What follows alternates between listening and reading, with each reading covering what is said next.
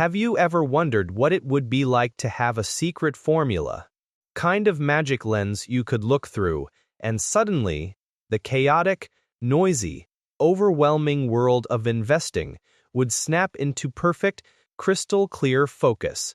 You would see a handful of opportunities shining like diamonds in the rough, while everything else just faded into the background.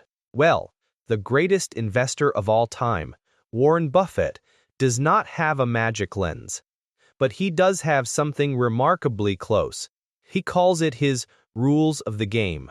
And the beautiful part is, it is not some complex, impossible to understand mathematical equation locked in a vault. It is deceptively simple.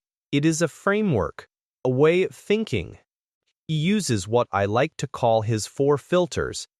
And today, we are not just going to talk about them.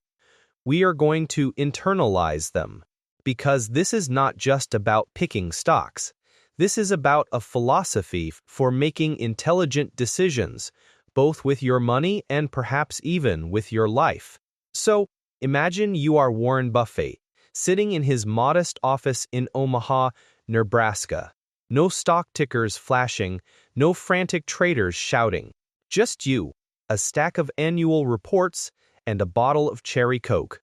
And before a single dollar of Berkshire Hathaway's as money is ever invested, a potential business must pass through 4 rigorous gates.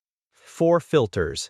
The first filter is perhaps the most profound, and it is the one most of us get wrong right from the start. The business filter? Can I understand it? Buffett repeatedly talks about staying within your circle of competence. What does that mean? It means you must be brutally, almost painfully, honest with yourself.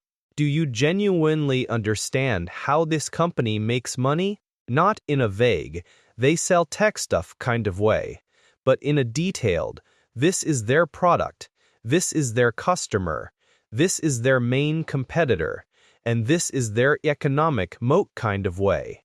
If you cannot explain the business model to a 10-year-old in a way they would grasp the basics, you have failed the first filter. Buffett avoided the dot-com boom, not because he was old-fashioned, but because he freely admitted he could not predict which internet companies would have durable, long-term profits. He stuck with what he knew: insurance, soft drinks, railroads, and See's candies. Simple, predictable businesses. So, filter number 1. Does it make sense to you? If not, walk away. There is no shame in that. There is only wisdom. Now, let us say a business passes that first test. You understand it. The next question is critical. The management filter. Who do I trust the people running it? Buffett looks for managers who are not just skilled, but who are candid, competent, and have unwavering integrity. He wants leaders who report their failures with the same clarity as their successes. Looks for a management team that uses plain language in their shareholder letters, not jargon and buzzwords designed to obscure the truth. But here is the real clincher. He looks at how they allocate capital. Are they using the company's profits wisely? Are they reinvesting back into the business at high rates of return? Or are they wasting money on ego-driven, overpriced acquisitions, or buying back stock when it is overvalued? He wants stewards, not showmen. He wants managers who treat the company like it is their own family as sole possession for the next 100 years. So, filter 2. Are the captains of this ship people you would trust to sail through a storm with your life savings on board? All right, the business is understandable, the management is rock solid. Now we get to the financial heart of the matter. The economic filter. Does it have a durable competitive advantage? This is Buffett's famous moat. Castle is valuable, but its true worth lies in the deep, wide moat that protects it from invaders. In business, the invaders are competitors.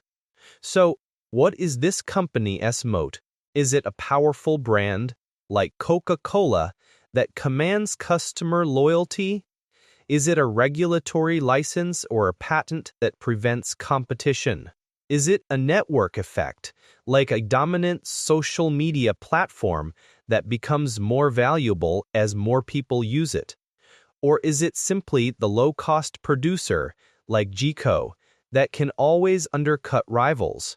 A wide moat allows a company to earn high profits on its capital for years, even decades, into the future.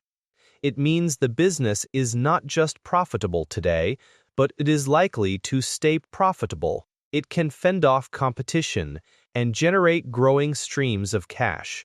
Filter 3, then, is all about longevity.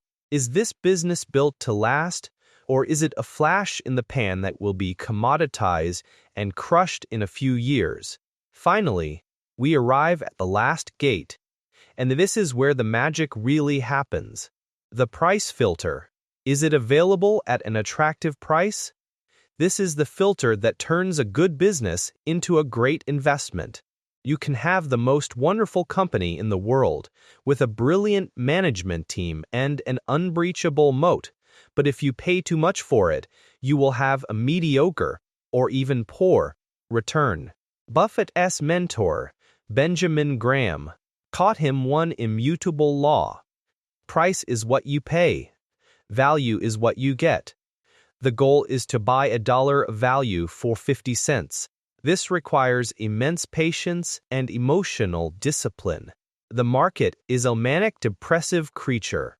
Some days it is euphoric and prices everything exorbitantly, and other days it is deeply pessimistic and sells wonderful businesses at fire sale prices.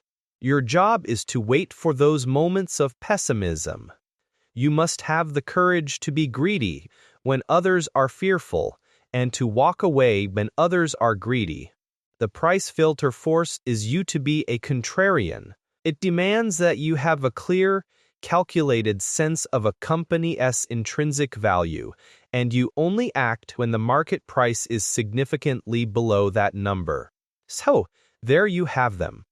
The 4 filters: understandability, trustworthy management, durable competitive advantage, and a sensible price. Think about the power of this system. It forces clarity. It eliminates noise. It protects you from your own emotions and from the fads of the crowd. An investment that fails any one of these 4 tests is rejected. It is an all-or-nothing proposition. This framework is why Warren Buffett can sit on billions of dollars in cash for years, doing nothing, waiting for the perfect pitch. He is not bored or inactive. He is disciplined. He knows that swinging at every pitch is a recipe for striking out. But when that one, fat, slow pitch comes right over the plate, Buffett passes all 4 filters. He swings with all his might. And that, right there, is the ultimate lesson. Success in investing, and perhaps in many complex decisions, is not about doing anything brilliant. It is about avoiding stupidity. It is about having a simple, repeatable process that systematically eliminates bad choices, so that the great ones have no choice but to reveal themselves to you.